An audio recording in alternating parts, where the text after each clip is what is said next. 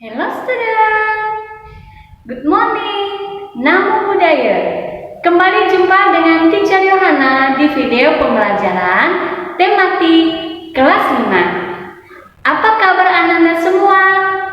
Teacher harap kalian semua dalam keadaan sehat, semangat, dan selalu ceria. Teacher juga ingatkan, jangan lupa untuk menjaga kesehatan dan mengikuti protokol kesehatan dengan baik. Pada hari ini, teacher akan mengajar tema 2, subtema 2, dan pembelajaran yang ketiga. Sebelum teacher menyampaikan apa yang hendak Anda pelajari, terlebih dahulu teacher akan menyampaikan tujuan pembelajaran yang harus kalian capai. Pertama, siswa mampu menjelaskan dan mempresentasikan informasi dari teks bacaan terkait dengan pertanyaan apa, siapa, kapan, di mana, bagaimana, dan mengapa. Kedua, siswa mampu membedakan hak, kewajiban, dan tanggung jawab sebagai warga masyarakat. Ketiga, siswa mampu mengidentifikasi jenis-jenis usaha yang dikelola sendiri maupun kelompok. Pada pembelajaran sebelumnya, Ananda telah mengetahui bahwa dalam menemukan sebuah informasi dari teks bacaan dapat dilakukan dengan membaca teks dan menjawab pertanyaan yang diajukan.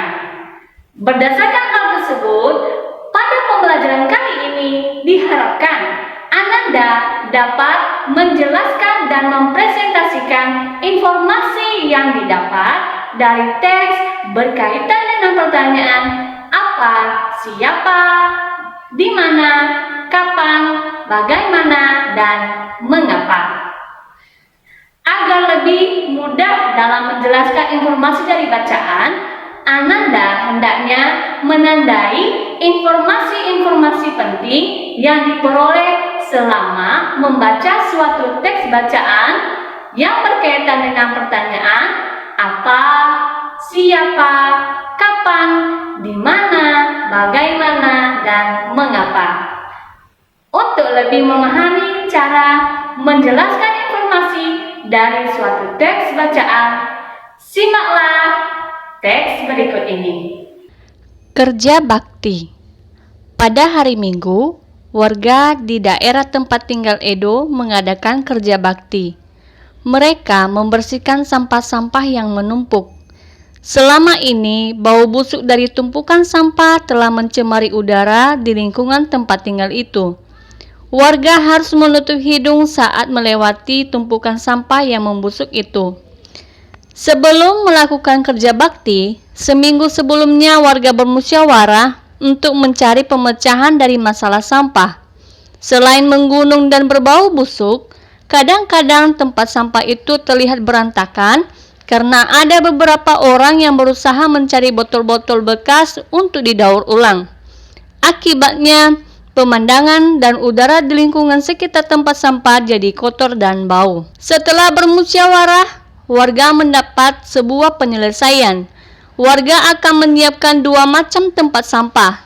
Satu tempat sampah untuk menampung sampah-sampah yang dapat didaur ulang seperti kertas dan botol-botol bekas.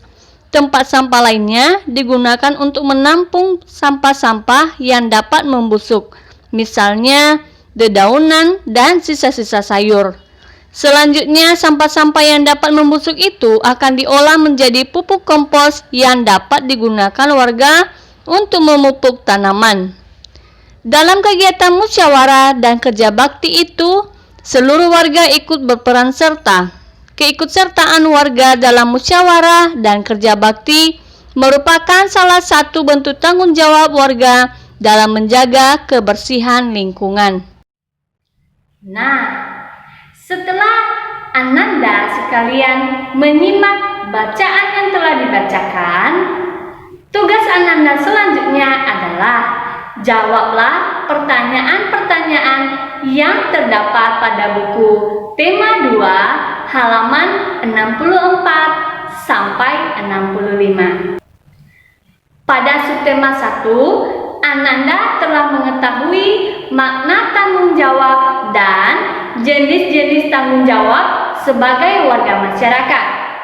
Selain tanggung jawab, kita juga mempunyai hak dan kewajiban sebagai warga masyarakat. Hak, kewajiban, dan tanggung jawab merupakan hal yang berbeda, tetapi saling berkaitan erat satu dengan yang lain dan tidak bisa dipisahkan.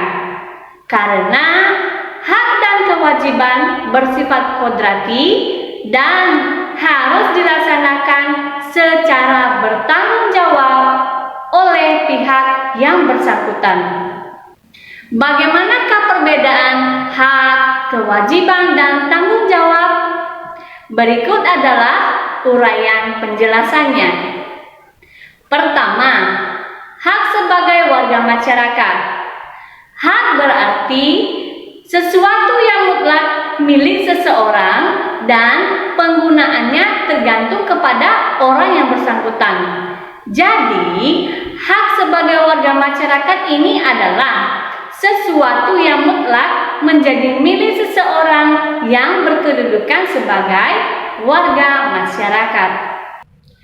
Bentuk hak sebagai warga masyarakat antara lain: pertama, mendapatkan perlindungan hukum. Kedua, mendapatkan pekerjaan dan penghidupan yang layak. Ketiga, menikmati lingkungan bersih. Keempat, hidup tenang dan damai. Kelima, bebas memilih, memeluk, dan menjalankan agama. Keenam, berpendapat dan berorganisasi. Dan yang ketujuh, mengembangkan kebudayaan daerah. Yang kedua, kewajiban sebagai warga masyarakat. Kewajiban berarti sesuatu yang harus dilakukan dengan penuh rasa tanggung jawab. Jadi, kewajiban sebagai warga masyarakat adalah sesuatu yang harus dilakukan seseorang sebagai warga masyarakat dengan penuh rasa tanggung jawab. Bentuk kewajiban warga masyarakat antara lain: pertama, mematuhi aturan dan norma yang berlaku dalam lingkungan masyarakat. Kedua, menjaga ketenangan dan ketertiban lingkungan masyarakat. Ketiga, mengikuti kegiatan yang ada di lingkungan RT, RW, atau desa setempat. Misalnya, kegiatan kerja bakti, gotong royong, dan musyawarah warga masyarakat setempat. Keempat, menghormati tetangga di lingkungan tempat kita tinggal. Kelima, membantu tetangga yang terkena musibah. Dan yang keenam, menjaga kebersihan lingkungan tempat tinggal kita. Sekarang, tugas Ananda adalah kerjakan latihan yang terdapat pada buku tema 2, halaman 71 di buku latihanmu. Setelah Ananda mengetahui hak, kewajiban, dan tanggung jawab sebagai warga masyarakat, materi berikutnya adalah tentang jenis usaha ekonomi yang dikelola sendiri maupun kelompok. Pertama, jenis usaha yang dikelola sendiri.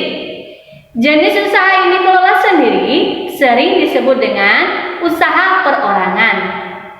Jenis usaha ini memiliki modal terbatas dan biasanya dikelola secara sederhana. Contohnya, pertama, pertanian dengan lahan terbatas. Kedua, perdagangan seperti pedagang asongan, pedagang keliling, pedagang kaki lima, warung, dan toko kelontong. Yang ketiga, jenis usaha seperti usaha fotokopi, salon, bengkel, dan penjualan pulsa. Yang keempat, industri kecil atau industri rumahan, seperti usaha kerajinan tangan berupa pembuatan keramik, souvenir, tembikar, anyaman, dan mebel. Yang kedua, usaha yang dikelola secara kelompok. Jenis usaha ini biasanya disebut sebagai usaha kelompok. Usaha ini dikelola secara bersama, baik itu modal, pengelolaan, maupun keuntungan. Bentuk usaha bersama ini adalah sebagai berikut. 1. Firma. Firma adalah usaha ekonomi bersama yang didirikan oleh sekurang-kurangnya dua orang yang saling mengenal satu sama lain. Setiap anggota memiliki hak melakukan tindakan. Risiko kerugian ditanggung bersama. Usaha yang berbentuk firma biasanya bergerak dalam bidang layanan konsultasi hukum dan keuangan. Yang kedua, persekutuan komanditer atau CV adalah usaha yang beranggotakan dua macam anggota, yaitu anggota aktif dan anggota pasif. Anggota aktif berperan sebagai yang mengelola usaha dan yang memberi modal, sedangkan anggota pasif adalah yang memberikan modal. Contohnya adalah CV Rian Motor atau CV Kayu Jatiluhur. Yang ketiga, perseroan terbatas atau PT adalah usaha bersama yang modalnya berupa kumpulan saham. Saham diartikan sebagai bukti kepemilikan suatu perusahaan atas penyetoran modal. Bagi perseroan yang ingin mengembangkan dan memperluas usaha, sahamnya dapat diperdagangkan di pasar modal. Yang keempat, badan usaha milik negara atau BUMN merupakan sebuah perusahaan yang seluruh atau sebagian modalnya dimiliki negara yang berbentuk perseroan umum atau perum dan perseroan terbatas atau PT, dan biasanya bergerak di bidang yang bersifat strategi dan vital. Selain itu, di Indonesia juga memiliki badan usaha milik daerah atau BUMD yang dikelola oleh setiap daerah. Kelima, koperasi. Koperasi adalah usaha bersama berdasarkan atas asas kekeluargaan. Semua anggota koperasi wajib membayarkan simpanan pokok, yaitu simpanan yang hanya dibayar satu kali, dan simpanan wajib, yaitu simpanan yang dilakukan setiap bulannya. Berikut adalah beberapa bentuk koperasi yang ada di Indonesia, yaitu pertama, koperasi konsumsi adalah usaha bersama yang menyediakan berbagai barang konsumsi untuk memenuhi kebutuhan sehari-hari. Kedua, koperasi simpan pinjam adalah usaha bersama yang menyediakan layanan simpan pinjam kepada para anggotanya. Ketiga, koperasi produksi, yaitu usaha bersama yang menyediakan bahan baku produksi dan menyalurkannya kepada para anggotanya. Keempat, koperasi jasa, yaitu usaha bersama yang menyediakan layanan atau jasa bagi anggotanya. Dan yang kelima, koperasi serba usaha adalah usaha bersama yang mengelola berbagai jenis koperasi, baik itu koperasi konsumsi, simpan pinjam, produksi, atau koperasi jasa. Contohnya, koperasi unit desa atau KUD. Baiklah anak-anak, demikianlah materi yang bisa teacher sampaikan pada hari ini. Teacher berharap Ananda sekalian dapat memahami materi yang telah teacher sampaikan dan bermanfaat bagi kalian. Nantikan video pembelajaran berikutnya. Terima kasih. Goodbye.